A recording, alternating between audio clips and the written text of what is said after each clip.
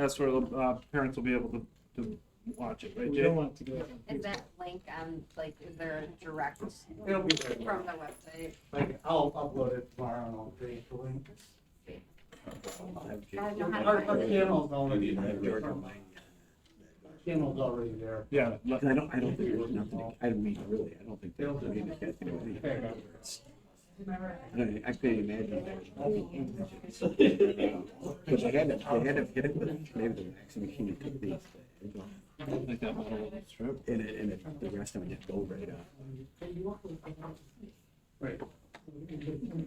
They see that, I said, we haven't changed it. I haven't said anything. Okay. 7 o'clock, I'd like to call this meeting for the County Area School Board in order. Please join me for the Pledge of Allegiance. Pledge of Allegiance to the flag of the United States of America and to the republic for which it stands, one nation, under God, indivisible, with liberty and justice for all. Roll call, please. Linda Anderson, Present. Mark Kuchar, Present. Brad Doobie, Present. Paul Palmerville, Present. Nicole Jones, Here. Tom Daterford, and Chris Rabish present. Thank you everybody for joining us on this cold evening. Do we have any additional changes to the agenda? Seeing none, need a motion? Make that motion. We have a motion support. Any discussion? All those in favor say aye. Aye. Opposed? Motion carries. Thank you. Community comments. Anybody like to address the board? Agenda item? We'll have another opportunity for you at the end of the meeting. Spartan Spotlight. All right. Mr. Bosworth's going to announce our Spartan Spotlight candidate this month. Let's change.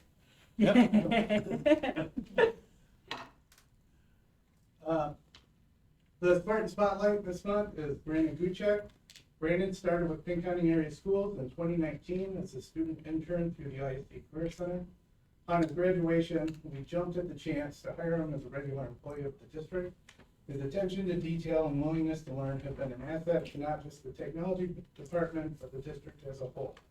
He is always willing to go the extra mile to ensure that tasks are completed in a thorough and timely manner. As a full-time student, Brandon still dedicates time to learning new concepts and sticking with a problem until it's solved. It has been a joy to watch his troubleshooting skills and overall knowledge grow through the years. The district is lucky to have an employee like Brandon to support the staff and students.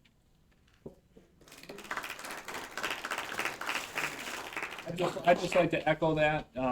He works with Jay day to day, but he's also close to my office, and I see him, and he's really worth his weight in gold to the district. Very approachable, very knowledgeable. Just great to have him in our tech department, and he works well with Jay, and I know the staff appreciates what he does too. Thank you. Now we know who that other guy is that the blame's on. Who's the other guy? I got one. Okay. You have the student Spartan? No, we're good. Okay. All right, in that case, consent agenda. Make a motion to accept consent agenda, pay the bill totaling $1,201,069.10. Motion support. Any discussion? Roll call, please. Doobie, Yes. Jones, Yes. Anderson, Yes. Rabish, yes, Palmerville, Yes. Kuchar, Yes. 6-0. Thank you. Motion carries. Communication, Mr. View. Thank you, Mr. Kuchar. Forward emergency operations plan. Just want to let you know there hasn't been any major changes to our plan. We have had a low case of positives. Last week, Wednesday, Thursday, and Friday, we had 0 test positive. We had 1 today, but seemed to have, knock on wood, have some, some numbers that have gone down, and hopefully they'll continue to be there. One area that we want to loosen up a little bit is our lunch area, and that's, in the high school. Mr. Woodruff has talked to me about having lunch in one area instead of having them spread out across two gyms. And I think unless there's a major objection, I'd like to do that. I mean, because it spreads our personnel out, it spreads people across buildings, students are walking through the building with food. I think with the numbers being the way they are, I feel safe having a meeting in one spot. Logistically, it's a lot easier. And if we happen to see a spike, we can always go back to separating them. Any thoughts on that? Okay. Is that about what? Yeah, no, that's perfect. Thank you. Plus, it's takes our personnel who watch the kids Yep. basically and splits them apart too. And so that would be one area of the plan. I believe it states in there that we're going to try to separate lunches or have something about gatherings. And if it needs to be tweaked to reflect that, then I'll make that change. After 3 survey, we were required to get some input on how we were going to spend our future ESSER $3. And Mrs. Shireen held a meeting recently. We had stakeholders there. Mr. Doobie, I believe, was at that meeting as well. Had parents, had staff.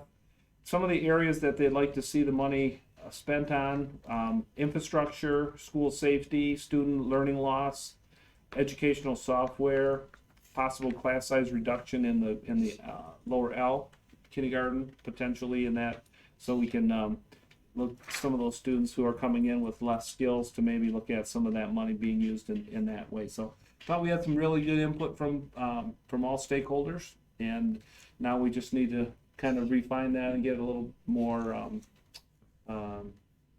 fine-tuned, I guess you want to say it, and build that in. I think we have till 2026 on some of those dollars. That's at least 3 years out. Okay, but we obviously want to start implementing some of those things next year. So, and then, the infrastructure, there was talk of potentially some, updated heating, cooling, maybe some air conditioning in the buildings if we're gonna go year round, or not year round, but extended school year, summer school, those types of things. Any questions about that? Again, Mr. Doobie was there. I appreciate him taking time to come and visit with that committee. Get him back in the building like good old days. Yeah. I just went and watched some of the basketball, so. All right. Head Start transportation. I wanted to make this a talking point in case any board members heard about this or the community. Head Start is federally funded, and the people who work in those programs have to be vaccinated, and our bus drivers don't have to be. They have the option to test, or we don't have any mandates at this point because the EFS, ETS didn't. So at this point, they're not unique to Pinconning. They're losing a lot of transportation partnerships because they can't. We can't guarantee that those drivers will be vaccinated. So, has anyone heard of anybody contacted the board, or is this news to?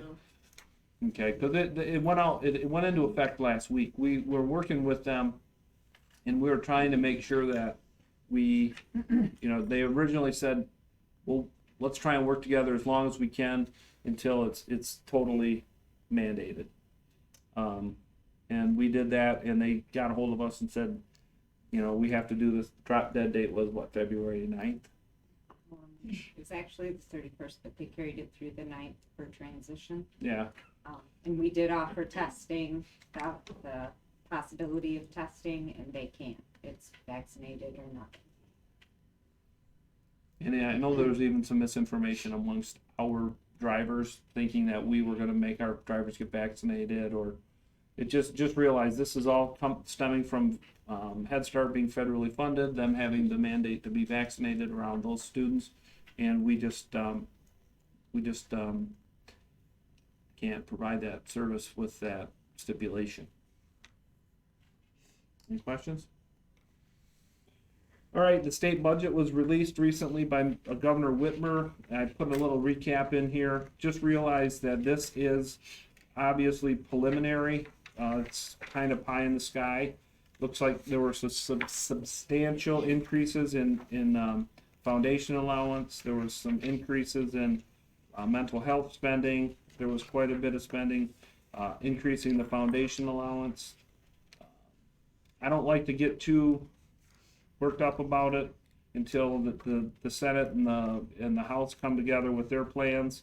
But I just wanted to at least let you know, it looks pretty positive on the dollars that, at least the governor's proposing.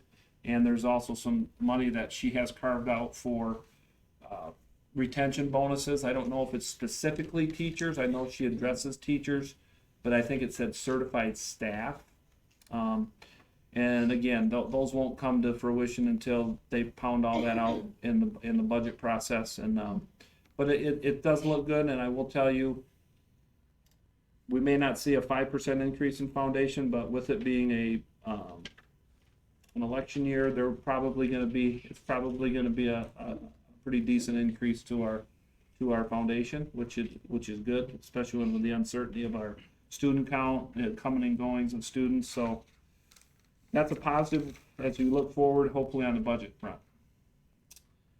One other thing I wanted to mention is, that's not on the agenda, is on March 10th, I'm inviting any board member that would like to attend. We have a meeting. It's called the State of Education, and I'll be speaking with this other superintendents in the county, and it's through the Bay Area Chamber. And it is at the Bay Valley Resort, and it starts at 11:30. So you're welcome to attend. Just let Chris know or Catherine within a couple weeks, so we can put you down. And it's normally a pretty good event. You get to kind of hear from the other superintendents, and we kind of there's a Q&A session from the crowd, and it's a good perspective because it's a chamber. The Chamber of Commerce, predominantly business people, are asking questions about education. It's a good event. So I think that's all I have.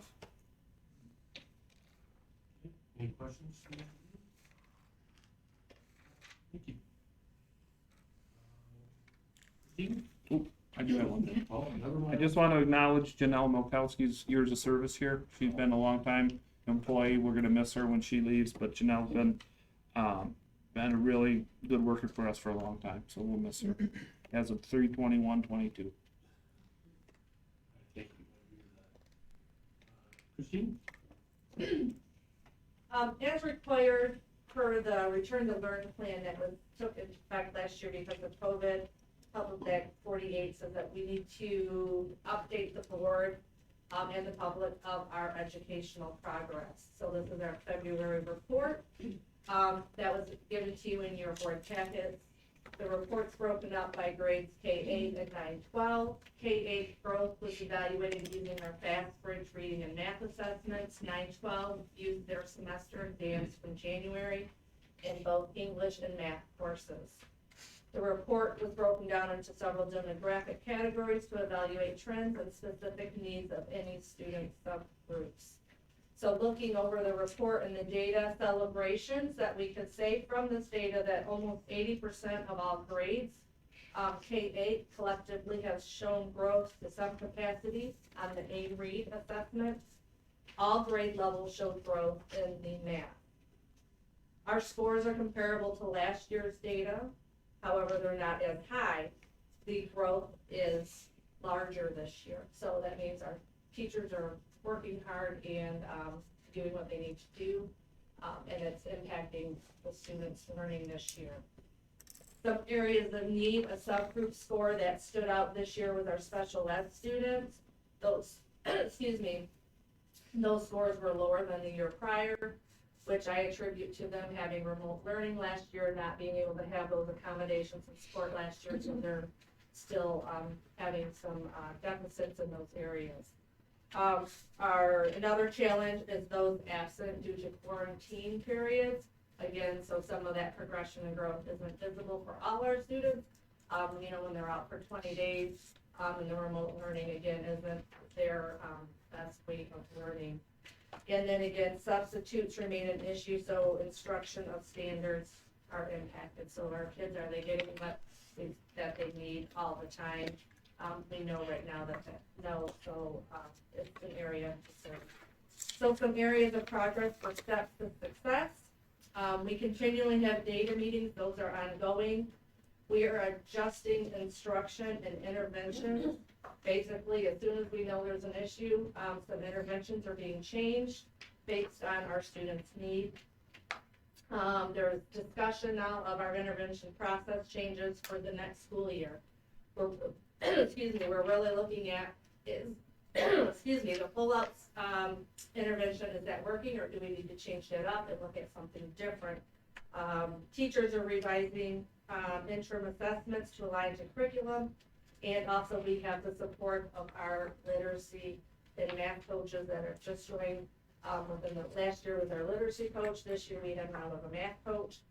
They are going in and supporting during the data meetings, across all grade levels, both ELA, math, and actually our math person is helping with some of our science intervention and supports as well. So that is what I have for the benchmark assessment. Additional information, any questions on that? Additional reports, our next MyKit meeting will be March 1st. Our K-5 literacy team met on February 3rd. We reviewed a teacher interview results, discussed again the celebrations growth in areas of need, and some changes and progress of that are already in the works. Our ESSER 3, as Mr. View said, narrative has been submitted. We're waiting approval from NDE to start working on those budget allocations as soon as that next submission window is open. And at my building level, our PA system is in the process of being installed. The conduit has been ran throughout the building, speaker boxes installed, and we're almost there. Oh, Get rid of the Dixie cups now? yeah, no more Dixie Cup and Street. Right, thank you. I'll go next. I'd like to congratulate Brandon on being the Spartan Spotlight. I'd like the board to know that he has the ability to multitask. He can fix my computer and pick at me at the same time. That's easy though. I did want to address the board. We are getting later this year, and usually by now we've already done the budget amendment. And I would like to possibly set up something with the budget committee for like March 7th through the 9th, one of those days. With ESSER 3 taking precedence, they kind of locked down some of our other budgets, one of them being our ESSER 2, which is where we've been putting a lot of our capital outlays. So hopefully by then I will have a response on some of the projects we'd like to do, so we can know if we can move forward and need those in the budget. And on that next board meeting, we will hopefully be able to adopt the amendment and move forward with the end of the year. We'll have to get over a date, but both dates work for me. Okay. What's the week, March 10th? The 7th through the 9th were the days I was Monday through Wednesday hoping, there, March 7th. so we could get it in the packet. Alright, I'll shoot something out. Thank you. Any other administrative staff? Yeah, I'll go. Okay. Just wanted to briefly touch on early senior release. Remind the board that seniors will be released on May 20th this year. That'll be their last day. So I'm going to be starting to send out paperwork to families of seniors very soon to go through the criteria that we have used the past couple years with being eligible to do that. It went really well last year with students that had to take the final exams. So just know that that information is going to be going out to the public soon. Want to congratulate our new academic interventionist, Michelle Dulac. She's just kind of started. She's been off and running. She has a background in English and math, so that really is going to work well with students that have deficits in that area. Yeah, she's a go-getter. She's taught for several years. She just recently come from Saginaw, working in 6th grade. Is it English or math? One of the two. And she's owned her own tutoring center before, so I really think this is going to be a good fit for us. I'm excited to see what she can do to help kind of erase some of those deficits that we've experienced through COVID. And then our Parent Solutions Committee met tonight. We had 18 members sign up to be part of that Parent Solutions Committee. What that is basically a think tank to where student or parents come and present issues that they're having. And Mr. View and I were in there today. We want to see things through their lens. So we talked about Google Classroom today and some improvements that we can make with that. And it was very productive, very informative, and it was really nice to hear what they had to say about that. And I'm excited for how that's going to look in the future. We have 4 meetings set up this year, but again, it's a little bit late in the year. But the goal is to refine, make it more efficient, and next year really just hit the ground running with it and continue to do that. So We really talked a excited little bit that. about Skyward too, that was. Yep, we also talked about Skyward as well. So very good conversation. I agree. I have heard from people in the community about that, and they were really happy that you've done that. Yeah. All good. Any other administrators? Yeah, we just wrapped up a very busy coming home week at the high school. Congratulations to Braden Jarvis, who was voted our coming home king. Congratulations to the boys basketball team that won a very exciting game on Friday night versus Beaverton. Our gym was rocking, our student body was fantastic. It was the kind of crowd that you really hope to see on Friday nights. So congratulations to all of them. Also, we had 2 wrestlers qualify for the individual wrestling regional, which is going to be held this week in Grayling. So congratulations to Tyler Brooks and Maverick Rivard. They did an outstanding job in districts this weekend at Montrose, featuring wrestlers from 18 different schools. So something really to hang our hat on forever. So congratulations, Spartan. Athletic. Absolutely. Thank you. Anybody else? Yep. In January, Mrs. Shireen made arrangements with Trooper Birch from the Michigan State Police to come into both our buildings and conduct a cyber safety program for our students in 5th grade. And he was at our school in Linwood last Friday, and it was very productive and informative. And also, we are having kindergarten registration on March 3rd. All right, I think that's everybody, unless she's got something. No? All right, didn't have any board committees, did you? Nope. Okay. Just to the non-consent agenda.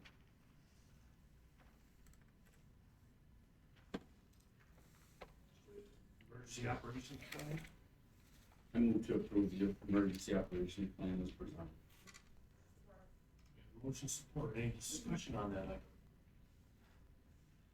Roll call vote on that. Palmerville, Yes. Jones, Yes.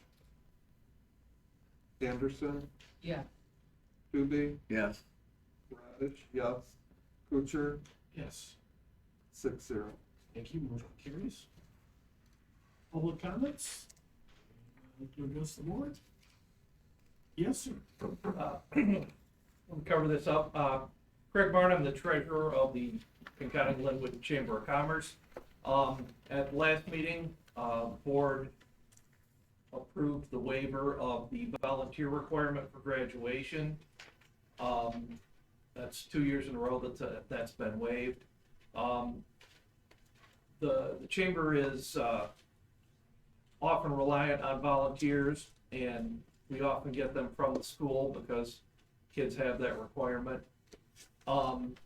There was a suggestion that requirement be dropped altogether. We would like to be on the record as opposing that. We think that it's a very good thing to have kids learn to get out and spend time in their community and see the benefits of that.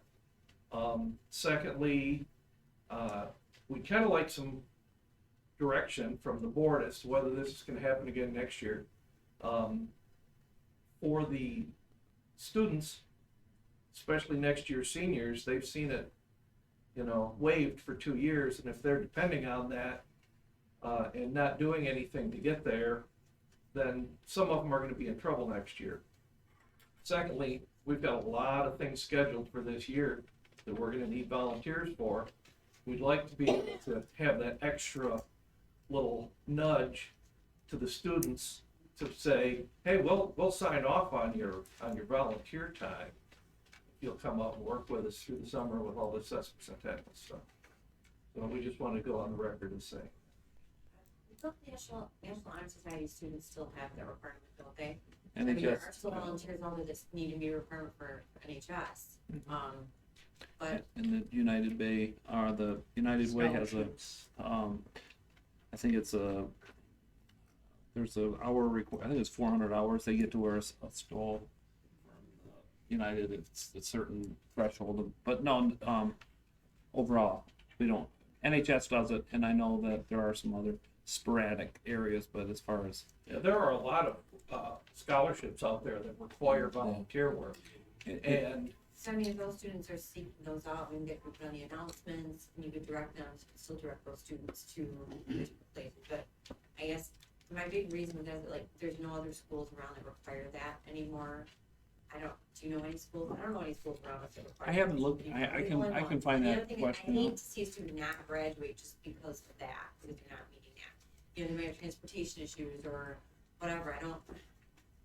I just hate to make that a requirement of graduation. You know, let's say they've done everything else, they've got the grades, or maybe they're just getting by and how many students do we have? Do you have any, like, data on that haven't graduated because they didn't meet that I have requirement? not looked into that, it's a good point. I'd like to see that, if you could, like, get that data for us. I think I've asked for that before, but. So at this point, I don't recall it anyone. remains policy. The only reason that it was amended, and it was on an individual year basis. So it will apply for this year, next year, policy will be in effect, unless it's brought up to policy committee or maybe curriculum as far as looking at it being a graduation requirement. And it can be discussed. So duly noted, thanks for the input. You know, I'm a civics teacher, so I like to have my kids volunteer. It's important to the community, so maybe Nicole and I will be at odds on this, but, you know, we'll see. It's a good discussion. Well, you know, But I'm it's all good to about have the input. volunteering. I've Yeah. got a huge But volunteering as community, far as and I've had my graduation kids do it as well, I get but it. I think it's something that's instilled at home and with the parents anyway, you know. So, thank you. We'll take that under advisement, consideration. Anybody else like to this? Okay. Discussion items? We have the candidates to discuss. Anybody know of these individuals or have a preference based on what you read? Or Mike recommendation? You know, it came through MASB, which is the Michigan Associated School Board. I really don't have a preference. I don't know any of these individuals. So we put their bios in here, and please cast your vote for one candidate to represent Region 4 for a 3-year term on MAS Board of Directors. To cast your vote, click on the circle. So we click on one, we submit one for the district, right? Yep. And I guess if you give us direction, we'll click that box.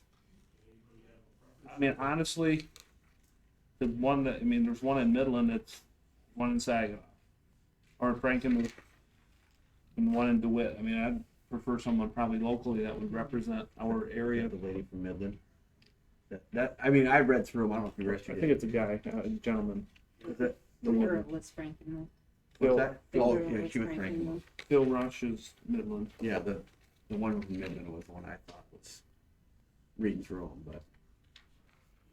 but I think I had a CPA class with this guy from DeWitt, so they can remember him. So, but Mr. Roush also looked good to me too. I guess out of the three, the lady from Franklin was not on my list, but I'm fine with the guy from Midland. If anything else, I can think of. Okay. All right. Fine for Midland, so there's no objections to that. Huh? The guy from Midland, yeah, Mr. Roush.